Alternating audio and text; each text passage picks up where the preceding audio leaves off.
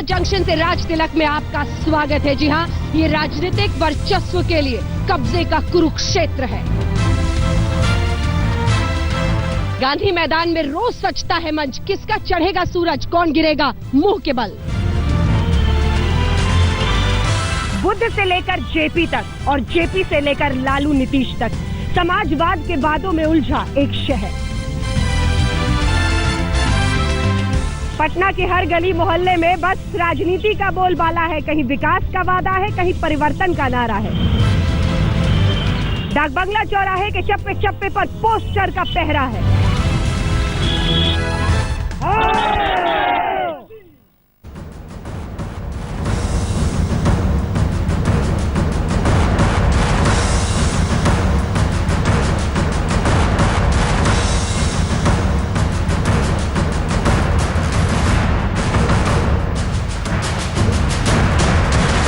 आप देख रहे हैं राज तिलक, आपके साथ मैं हूं अंजना ओम कश्यप। वर्चस्व की लड़ाई है ये, राजनीतिक जमीन की लड़ाई है और शायद इसीलिए बिहार चुनाव ऐसे हो रहे हैं शायद जैसे कोई भी चुनाव देश में अब तक नहीं हुए। तालियों से स्वागत कर लीजिए। पटना की जनता हमारे साथ इस चर्चा में शामिल होगी, वो दागेगी सीधे सवाल और तमाम नेताओं को देना होगा उसका जवाब। लेकिन उससे पहले आपका परिचय खास मेहमानों से करा दें जो हमारे साथ इस चर्चा में शामिल हो रहे हैं। हमारे साथ संजीव चौरसिया जी, भारतीय जनता पार्टी के दीघा से उम्मीदवार है। तालियों से स्वागत कीजिए इनका।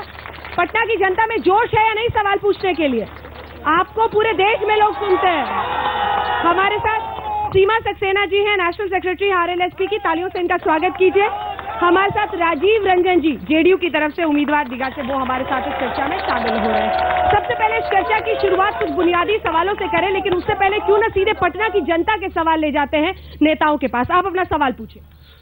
मैम, मेरा क्वेश्चन था सभी पार्टी के मेंबर से। मैंने एक बैनर में देखा था, पॉलिटिकल बैनर में, उसमें लिखा हुआ था कि बेरोजगार युवकों को पर मंथ 1000 रुपीज की हेल्प करेंगे। तो मैं पूछना चाहता हूं कि आप लोग हेल्प क्यों करेंगे? ऐसा कुछ कीजिए कि वो 10 रुपए कमाने लायक बन जाए वो कैंडिडेट, वो बन। जवाब दीजिए। ये तो जेडीयू की तरफ से पोस्टर लगे हैं। ये महागठबंधन। मछली खिलाना मत सिखाइए, मछली पकड़ना सिखाइए।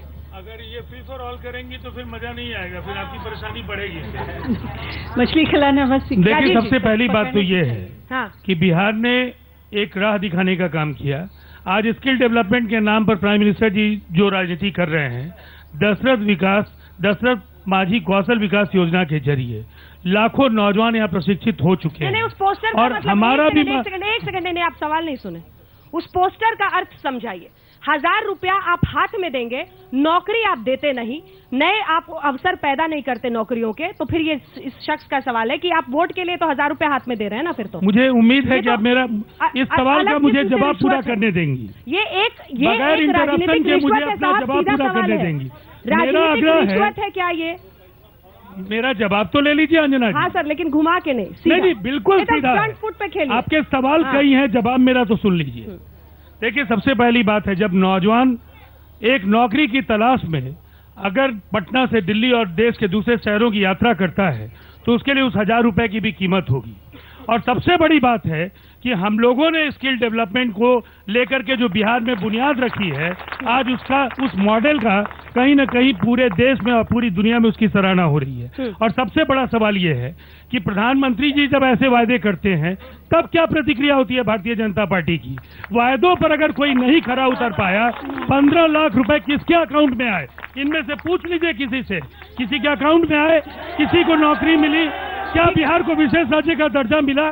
इसलिए ऐसे सवालों के जरिए आप स्कूटी देने की बात करती हैं। भारतीय जनता पार्टी के नेताओं ने कहा, सुशील मोदी जी ने कहा, हम स्कूटी देंगे, पेट्रोल देंगे। और दिलचस्प बात सुन लीजिए, जो बच्चे 10 साल के होंगे, जो 10वीं पास करेंगे 14 से 15 वर्षों में, उन्हें ड्राइविंग लाइसेंस नहीं मिल सकता है कानूनन।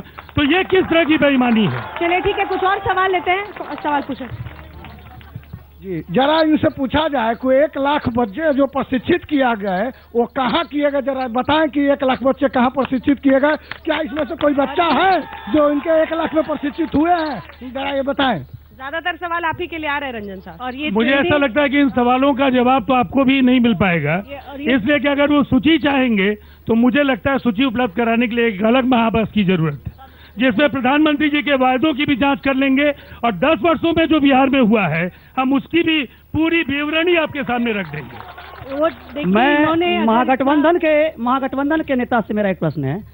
आज जो बिहार के युवा को 9वीं पास नेता जो थोपा जा रहा है राजतंत्र में, वो क्या शिक्षा का नीति बनाएगा हमारे लिए? पहले देखिए, नहीं, आप जवाब दीजिए इसका। पहले देश के उनको जवाब शांति बनाए रखिए। जवाब देने दीजिए, ये ठीक नहीं है। जवाब देने दीजिए। जवाब ऐसे तो जवाब नहीं मिलेगा। जवाब दीजिए। देश के शिक्षा मंत्री के बारे में पूछ लीजिए, उनके पास कौन सी डिग्री है? देश के शिक्षा मंत्री की डिग्री क्या है?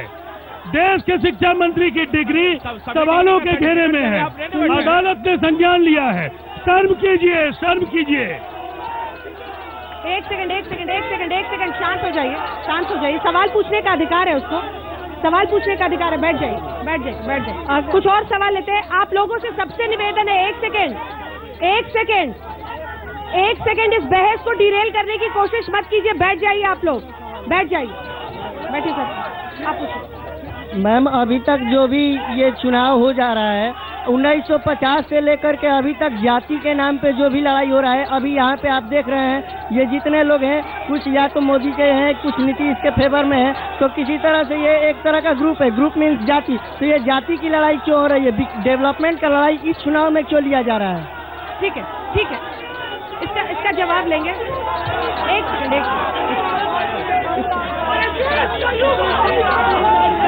संजीव चौरसिया जी, इसका जवाब मैं आपसे लेना चाहती हूँ। पता, ये ठीक नहीं है। एक सेकंड, बैठ जाइए, बैठिए। क्या कर रहे हैं आप? बैठ जाइए, बैठिए आप लोग, बैठिए आप। उनका सवाल है कि जाति का कार्ड हर पार्टी खेल रही है, यह आरोप आपकी पार्टी पर भी है। जवाब दीजिए। जाति के कार्ड जो खेल रहे हैं वो तो महागठबंधन के लोग खेल रहे हैं। मैं तो बोलना चाहूंगा कि महागठबंधन आपको कहने वाले आज तो मुखिया अलग हो गए, ये तो महागठबंधन से अब ठगबंधन में साबित हो गए हैं। और जो राजीव रंजन जी बार बार इस चीज को कहते हैं झूठे आरोप की दृष्टि से, ये तो इनके मुख्यमंत्री से पूछना चाहिए कि जो उन्होंने सत्ता और सरकार की जो रीपैकेजिंग की है कि सत्ता के वोट मांगे किसी और नाम से और फिर रीपैकेजिंग करके उन्हीं के गोद में जाकर बैठकर फिर सत्ता में साबित हुए। तो जाति की राजनीति तो वो खेल रहे हैं, वो सत्ता में क्यों साबित हुए? हम लोग जाति की नहीं, विकास की राजनीति, विकास सबके मन में, सभी के मन में अंजना जी यही है कि बिहार का विकास कैसे होना चाहिए। जिस प्रकार से महादलित के नाम पर मांझी जी को पूरी तरह से अपमान करने का काम किया, क्या बिहार उसका न्याय नहीं मांगता? बिहार भी न्याय मांगती है। मैं बताना चाहूंगा, राजनीति नहीं हो रही है, इससे विकास की राजनीति हो रही है। आप ये बताइए, 10 सालों में मैं युवाओं से पूछती हूँ, ये 10 सालों में ट्रेनें भर भर के महानगर में क्यों जाती है रोजगार के लिए? क्यों नहीं यहाँ पे आप लोगों को रोजगार दिया गया? नहीं, हम तो जाति कार्ड पे आपसे सवाल पूछ रहे थे मैडम, आप कहीं और जाति को कोई भी सवाल नहीं है, क्योंकि सारे सवाल आप पिछले जो लोग जो इलेक्शन हुए हैं उसके परसेंटेज देख लीजिए। 5% परसेंटेज क्यों बढ़ा है? महिलाओं को क्यों बढ़ा है? क्योंकि इनको कॉन्फिडेंस है। इधर से लेते हैं। हाँ, ये एनडीए से क्वेश्चन है मेरा। ये कहते हैं बिहार के विकास में अब नहीं है बाधा, मोदी जी ने दिया वादों से ज्यादा। वादा में भी झूठ बोलते हैं। वादा क्या पूरा हो गया? वादा सर, भाषण में दीजिए, सवाल पूछिए। सवाल अब मेरा ये भी है कि 15 महीनों में क्या विकास का क्या काम इन्होंने किया? सारे मुद्दे को छोड़ दीजिए, हम पुराने मुद्दों पे बात नहीं करेंगे। तो 15 महीने में ये क्या विकास के काम किए हैं? ठीक है, ऐसा 15 महीने में क्या किया है? और इसी के साथ एक सेकंड मैं बता रहा हूँ अंजना जी, मैं बता रहा हूँ। शांत हो जाइए। 15 महीने में ऐसा मैं वही बता रहा हूँ कि प्रश्नों पे जाना चाहिए कि गरीब गुरुआ के कहने वाले महागठबंधन के लोग गरीबों के लिए कुछ नहीं किया। और माननीय मोदी जी ने सुकृति समृद्धि योजना, जनधन योजना, इंश्योरेंस की योजना, सब उन्होंने काम दिया। बिहार के लिए 1,25,000 जो करोड़ का पैकेज दिया है वो प्रावधान है, वो झूठा नहीं है। क्या गंगा पुल पर 5,000 करोड़ के पुल की बात उन्होंने की? दीघा रेलवे पुल की बात की, मुंगेर रेलवे पुल की बात की, एम्स का दूसरा हॉस्पिटल निर्माण की बात की। लेकिन झूठा है, आज इनके मुख्यमंत्री झूठे वादे आप लोग अपनी जगह पर बैठ जाएं। और अगर एक सार्थक बहस चाहते हैं तो मैं आपसे अपील करती हूँ, पूरा देश आपको देख रहा है, बिहार को देख रहा है, पटना को देख रहा है। अगर ये आपका परिचय है जो आप देना चाहते हैं तो ये बहुत दुर्भाग्यपूर्ण है। इस बीच अपने ये भी कहूंगी मैं कि अपने दर्शकों को अगर हम दिखा सके कि आज नवादा की रैली में क्या हुआ था। अजय देवगन वहां पर मौजूद थे और जिस तरह से पिटाई हुई वहां पर, पुलिस ने जिस तरह से पीटा, अगर उन तस्वीरों को हम दिखा सके अपने दर्शकों को तो उस पर भी सारा सवाल बीजेपी से होने चाहिए। जिस तरह से आयोजन में वहां पर कमी दिखी, जिस तरह की लापरवाही दिखी, पुलिस ने जिस तरह से लोगों को पीटा, उसकी वजह से एक तस्वीर जरूर खराब हुई है। आपको मैं फिर से कह रही हूँ, आप लोग बैठ जाइए वहां पर, फिर से कह रही हूँ बैठ जाइए। आइए आपको दिखाते हैं बीजेपी के नवादा की रैली में क्या हुआ था, किस तरह से लोगों को पीटा जा रहा था, कुर्सियां तोड़ी गई, कई लोग लहूलुहान भी हुए जिस तरह से लाठियां बरसाई गई थी। और उस नवादा की रैली पर ही अब हम सवाल पूछेंगे। अजय देवगन को पहुंचना था, एक तो स्टार्स का सहारा क्यों लेना पड़ता है? क्योंकि आप तो कहते हैं एक सेकंड सर, सवाल तो सुनिए। अरे सवाल तो सुनिए साहब, सवाल सुनिए। नरेंद्र मोदी आपके सबसे बड़े स्टार हैं, ऐसे में बॉलीवुड के सितारों को लाने की जरूरत क्यों पड़ जाती है? तस्वीरें देखिए, दर्शकों को हम दिखा रहे हैं इस वक्त, तस्वीरें देखिए किस तरह के हालात नवादा में पैदा हुए, किसकी जवाबदेही है? ये तो वहाँ के प्रशासन, स्थानीय प्रशासन की जवाबदेही है। स्थानीय प्रशासन निपंगुस हो गई है, निरंकुश हो गई है। जब पटना में सिटी एसपी को गोली लगती है तो कहीं भी किसी प्रकार के सुरक्षा के भावना नहीं है। सरकार अस्थिर है, सरकार को सुरक्षा से कोई लेना देना नहीं है। स्टार प्रचारक हो, माननीय प्रधानमंत्री जी हो, सबको लगता है कि बिहार का विकास में सभी को योगदान चाहिए और निश्चित तौर पर बिहार के जनता के उत्थान के लिए सभी लोग अपने अपनी सहभागिता जितना निश्चित करना चाहते हैं। इसलिए अजय देवगन हो, ऐसे बहुत सारे लोग हैं पूरे बिहार के पुलिस और प्रशासन जिम्मेदार है। तस्वीर एक बार फिर से अपने दर्शकों को दिखाते हैं। सबसे पहली बात, इस पर जवाब दीजिए। एक सेकंड, ऐसी परिस्थिति अगर एक स्टार आता है बिहार में, आप परिस्थिति को संभाल नहीं सकते हैं तो ये जवाबदेही आपकी नहीं बनती है? आज इस पूरे कार्यक्रम में इनके समर्थकों की कार्रवाई देखिए, ये उकसा रहे हैं और अगर यहाँ कोई घटना होती है तो आप इसके लिए किसको जवाबदेह मानेंगे? प्रशासन की भूमिका तटस्थ है, लेकिन ये अपने कार्यकर्ताओं को उकसा रहे हैं। और मैं आपको एक बात कहना चाहता हूं, बिहार को गवर्नेंस और लॉ एंड ऑर्डर के सवाल पर पूरी दुनिया ने सराहा है। भाई सिटी एसपी को गोली क्यों लगी? आप जवाब दीजिए ना, सिटी एसपी की गोली क्यों लगी? दिन दिहाड़े सिटी एसपी को, आईपीएस को गोली मारता है यहाँ के लोग, उसकी जवाब दीजिए आप जनता को। इस तरह से बहस नहीं हो सकती है। लॉ एंड ऑर्डर सबसे पहली बात है, एसपी को मारा गया। एक सेकंड, तो आप हाथ खड़े कर दिए रहे, आप हाथ खड़े कर रहे हैं, आप हाथ खड़े कर रहे हैं कि आपकी जवाबदेही नहीं है। राजीव रंजन जी, ठीक है सब नहीं, ठीक है सब लोग बारी बारी से बोलिए। राजीव रंजन जी हाथ खड़े कर देंगे, आप कहेंगे कि ये परिस्थिति और उसकी जवाबदेही आपकी नहीं बनती है। अंजना जी, सर लोगों को लाठियां सिर पे खून बह रहा है। सवालों को मेरे जुबान में क्यों डाल रही हैं? मेरा जवाब तो लीजिए, मेरा जवाब लीजिए। अंजना जी मेरा जवाब लीजिए। हाँ। बिहार को पूरी दुनिया मानती है कि नीतीश कुमार जी के नेतृत्व में कानून और व्यवस्था के सवाल पर एक ऐसा मुकाम हासिल हुआ है जिस पर हर बिहारी को गर्व है। 2005 से और अगर इस सवाल पर कोई राजनीति करना चाहे, बिहार की जनता उसे अनुमति नहीं देगी। आज चाहे हत्या, बलात्कार, जो देश के जो दूसरे राज्यों में जो घटनाएं हैं, बिहार 1 लाख प्रति व्यक्ति के संज्ञा हत्याओं के अपराध के मामलों में 22वें नंबर पर है और ये दूसरी आबादी का राज्य है। अगर बिहार की जनता नीतीश कुमार के नेतृत्व में विश्वास रखती है तो इसकी वजह है जमीन पर वो विकास दिखता है। लेकिन इनके बयानबाजी नहीं है, इन्होंने धोखा दिया है और ये बिहार के जनादेश की बात करते हैं। बिहार की जनता ने बिहार के कानून व्यवस्था और बिहार के विकास के मॉडल के लिए मैंडेट दिया था। नरेंद्र मोदी के नेतृत्व में देश में सरकार बनाने के लिए नहीं दिया था और इसीलिए बेईमानी इन्होंने की है, बेईमानी नीतीश कुमार जी ने नहीं की है। एक एक करके बोलिए राजीव जी। लेकिन ये जो तस्वीरें दिख रही है ना, ये बहुत दिनों तक रहेगी। मैंने कहा ये उकसावे की याद दिलाएंगी कि चुनाव के दौरान अंजना जी ये फासिस्ट ताकत, ये फासिस्टवादी ताकतें हैं, ये अव्यवस्था पैदा करने वाली ताकतें हैं, ये अराजकतावादी ताकतें हैं। आने वाले चुनाव में बिहार के जनता के साथ आप विश्वासघात किए, आप बोलिए विश्वासघाती ताकत जनता बिहार के जनता में रूल कर रही है। आप विश्वासघात किए हो जनता के साथ, आप 10 करोड़ जनता के साथ विश्वासघात करके सत्ता में आप आए हैं। सत्ता के रीपैकेजिंग आप करते हो, ये नहीं चलने वाला है। बिहार की जनता आपको बताएगी कि आप उनके खिलाफ मैंडेट ग्रहण किए हो, फिर उनके शरीर में चले गए। आप सवाल पूछिए।